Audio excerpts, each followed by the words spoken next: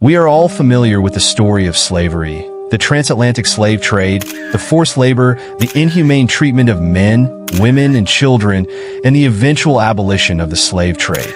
However, what many of us don't know is that the abolition of the slave trade in the early 19th century led to the emergence of a new and even more sinister aspect of slavery: sex farms and slave breeding farms. The goal of these farms was straightforward: to produce more slaves. Once slave owners could no longer import enslaved people from Africa, they turned to breeding them domestically, treating human beings like livestock. Enslaved individuals were selectively paired based on physical attributes, health, and even intelligence to produce the strongest and most profitable offspring. Slave breeding farms were spread throughout the southern United States, with some estimates suggesting there were as many as 70 in operation at the peak of their popularity. These farms were often operated by wealthy plantation owners who viewed slave breeding as a lucrative business venture. But the horrors of these breeding farms did not end there. In some instances, plantation owners established sex farms where enslaved individuals, often young girls, were coerced into sexual activities with other enslaved people or even with the plantation owners themselves. The children born from these forced encounters were treated as commodities, frequently sold at auctions to the highest bidder. The full extent of these practices is challenging to quantify due to destroyed or hidden records, but it is estimated that thousands of enslaved people were forced to participate in these breeding programs, resulting in countless atrocities and human rights abuses. In this video, we will uncover 10 of the most horrific facts about slave breeding and sex farms in the United States. These facts may be uncomfortable to hear, but it is crucial to confront the brutality and inhumanity of slavery in all its forms. But before we delve into these facts, make sure to hit the subscribe button to stay connected for more content like this. Fact number 1. Enslaved women were seen as breeding machines and were impregnated by several men. One of the most disturbing aspects of sex farms during slavery was the treatment of enslaved women as mere breeding machines. Plantation owners and overseers regarded them primarily as tools to produce more enslaved individuals to boost their wealth and power.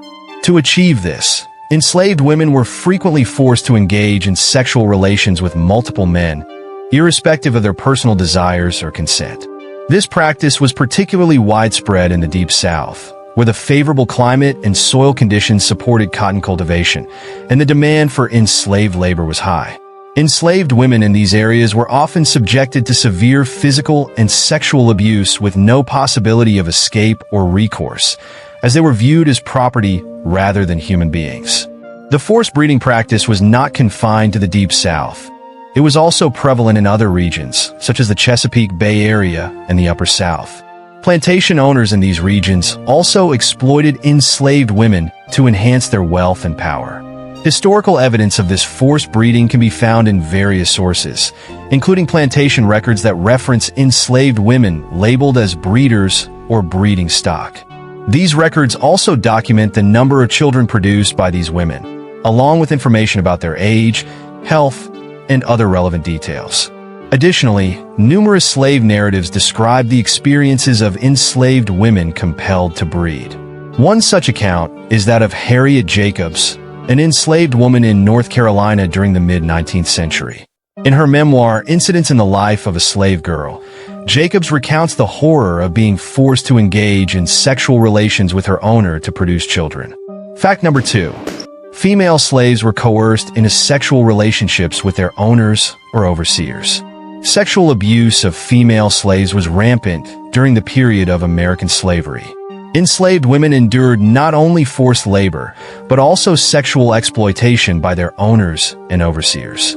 This abuse was not restricted to any specific region or plantation, but was widespread throughout the American South. The first indications of sexual abuse of female slaves date back to the transatlantic slave trade. Female slaves, captured and forced to endure the long and grueling journey across the Atlantic, often faced sexual abuse from the ship's crew members and other male captives in cramped and unsanitary conditions. Upon arrival in the American South, the sexual abuse of enslaved women only intensified. This abuse manifested in various forms, including rape, forced sexual relationships, and prostitution. Owners and overseers frequently exploited their power and authority to coerce enslaved women into sexual relationships. These relationships were often violent and non-consensual, leading to many enslaved women becoming pregnant. The children born from these forced sexual encounters were not recognized as the offspring of their biological fathers, but were instead considered the property of their mother's owners. Consequently, these children were also enslaved and could be sold or traded like any other commodity. This practice was particularly common in the Upper South, where enslaved individuals were bred for sale to the Lower South.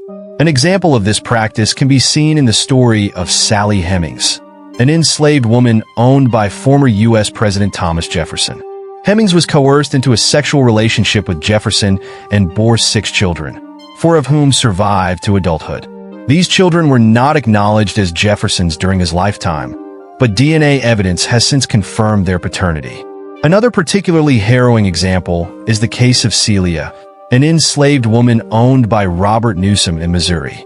Newsom repeatedly raped Celia, and when she became pregnant, he refused to acknowledge the child as his own. When Celia killed Newsom in an act of self-defense, she was tried, convicted of murder, and hanged.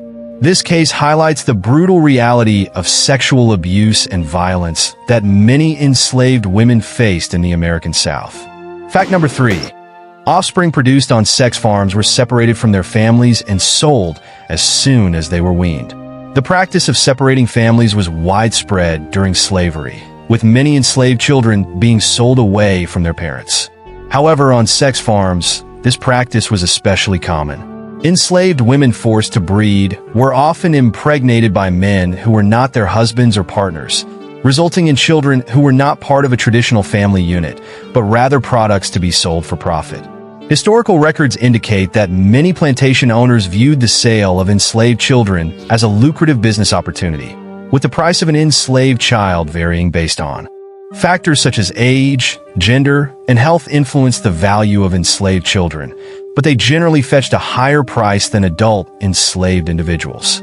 This was because children had the potential to grow up into productive laborers and could also become future breeders themselves. In many instances, enslaved children were sold at public auctions, where they were separated from their mothers and other family members. These auctions were deeply traumatic for the enslaved people being sold and for those left behind.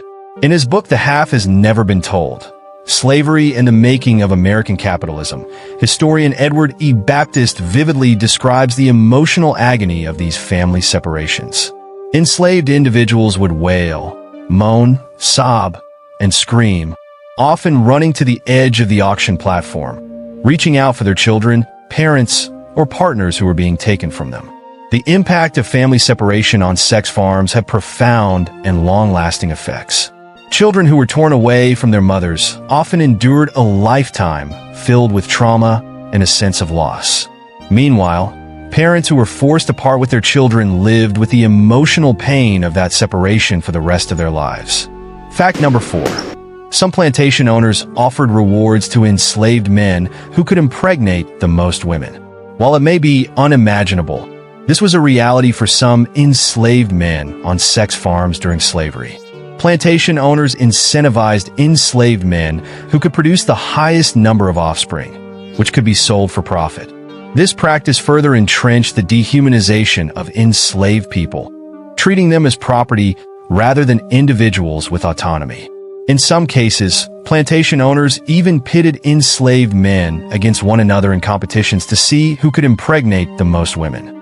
This not only caused harm to the women involved who were forced into these situations, but also created a toxic environment among the men who were compelled to compete for their enslavers' approval. An example of this can be found in the diary of James Hammond, a plantation owner in South Carolina during the mid-1800s.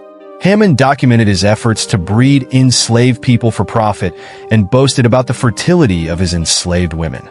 He wrote about offering rewards to the men who could father the most children, claiming it served as a great incentive.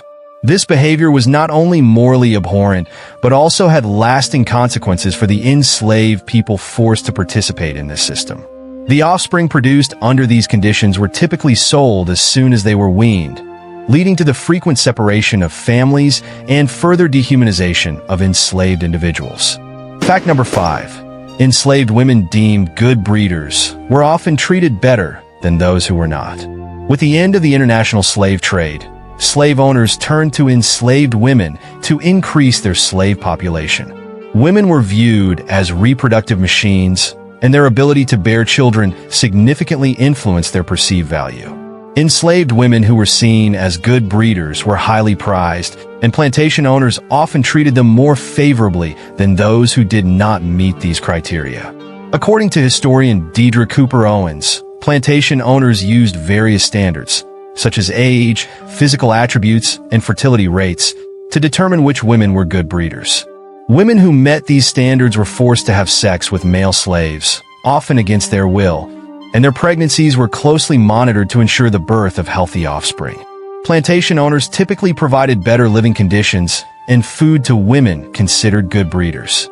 They also received preferential treatment regarding work assignments and punishments, as their ability to produce valuable children made them more profitable to the owners. The life of Harriet Jacobs, a famous abolitionist, provides an example of this practice. Jacobs, who was enslaved in North Carolina, was forced to bear 2 children with her owner, Dr. James Norcom. She was considered a good breeder and was treated relatively better than other enslaved women on the plantation. However, Jacobs refused to have more children with Norcom and chose to hide in a small attic space for 7 years to escape his advances. Despite receiving some preferential treatment, these women were still subjected to the brutal realities of slavery, treated as property, and forced to have sex against their will. Fact number 6.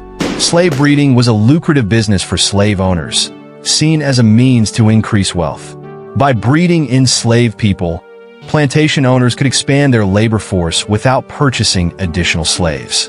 Owners often kept meticulous records of the children born on their farms, noting details such as age, sex, and parentage. These records helped owners track their assets and calculate the value of their property. Enslaved children were frequently sold at auctions, with their prices determined by factors like age, health, and sex.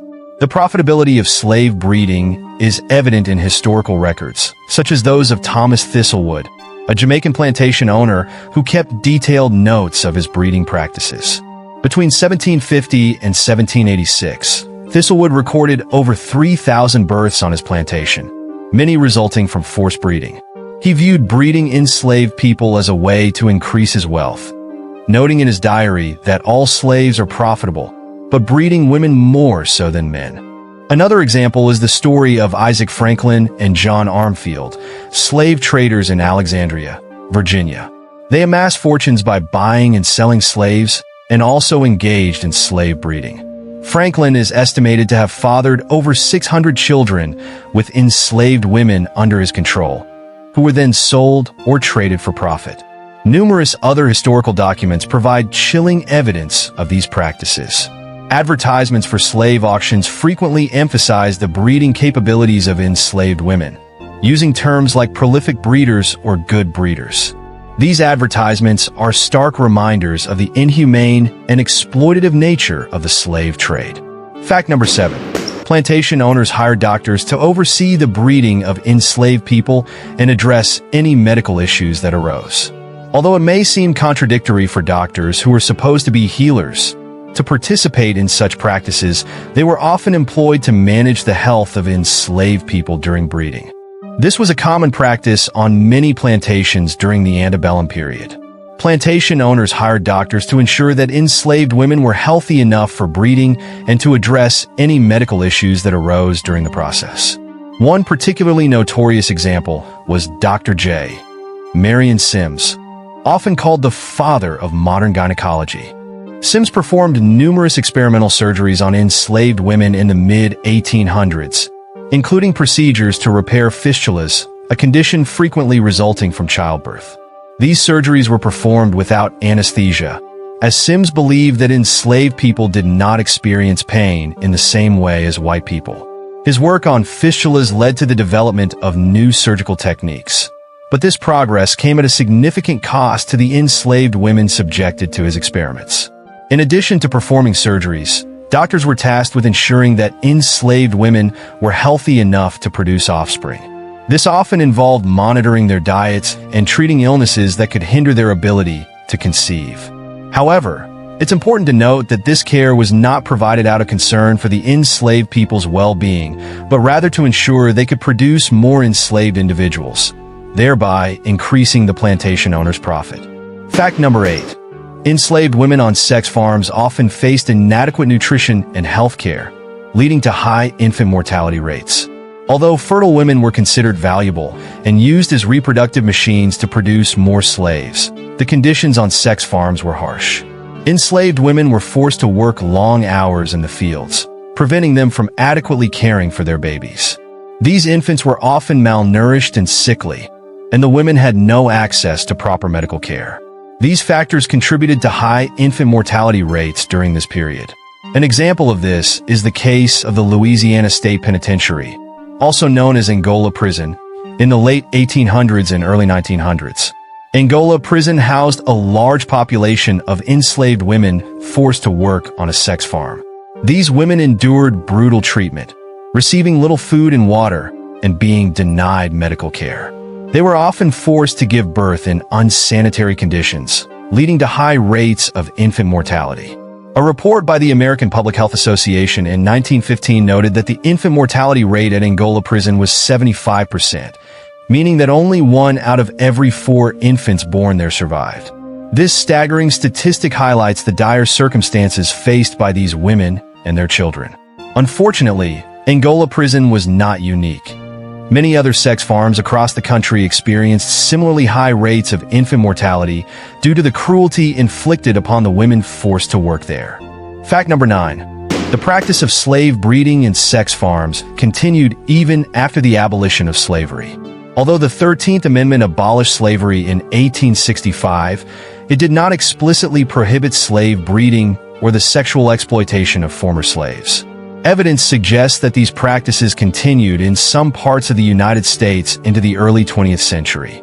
This persistence was partly because many former slaves continued to work on the same plantations where they had been enslaved and remained subject to exploitative and abusive conditions.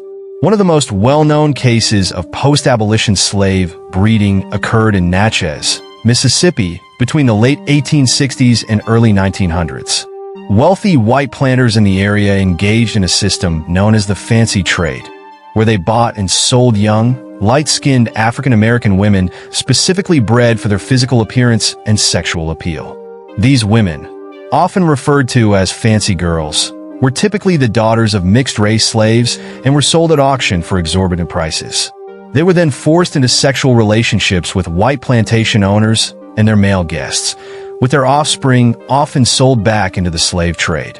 Additionally, there were reports of coerced sexual relationships between white plantation owners and their former female slaves. This was made easier by the fact that many former slaves continued to live and work on the same plantations where they had been enslaved, enduring the same abusive treatment. Fact number 10. Slave breeding in sex farms were often defended by slave owners and supporters of slavery.